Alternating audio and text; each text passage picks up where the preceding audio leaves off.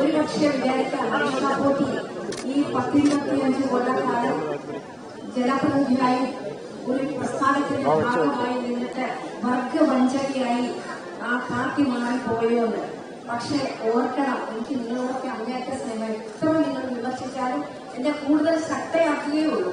വളരെ മികച്ചമായ ഭാഷയിലൂടെ ഇനി വരും ദിവസങ്ങളിൽ സോഷ്യൽ മീഡിയയിൽ കൂടെ ധാരാളം കാര്യങ്ങൾ വരുമ്പോൾ എനിക്കറിയാം.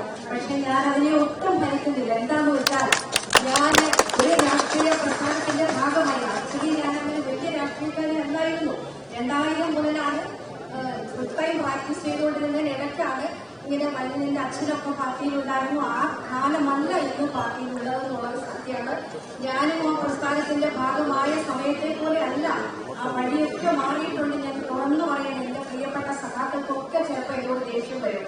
എനിക്കറിയേണ്ട വെല്ലിട്ടോളം എന്റെ നാട്ടിലുള്ള സഖാക്കളും പ്രവർത്തകരുമൊക്കെ കുറച്ച് ഡിസിഷൻ മേക്കേഴ്സ് മാത്രമാണ് മൊത്തത്തിലെ പ്രയാസമാക്കി മാറ്റി നിങ്ങൾ അന്വേഷിച്ചുകൊള്ളുക. എന്തായാലും വിമർശനം